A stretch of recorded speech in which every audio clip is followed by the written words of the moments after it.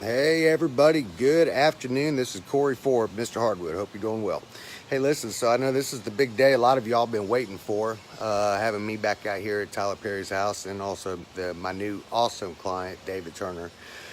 But the project is done, and he just got back into town. We did a walkthrough, touched up a few little things, but walk with me. Let me show you where we're at. Dun, dun, dun, dun, dun.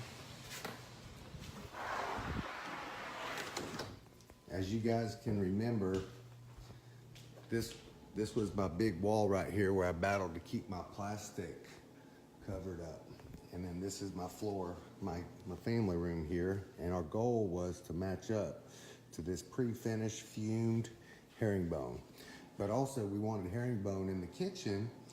And so I ended up ripping that down to 25 1/4, 8-inch character grade white oak that we fumed.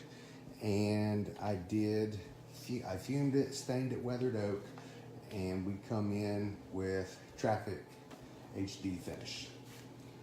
Remember how these islands and the base, everything was sitting on top of about 3 inches of concrete and also marble.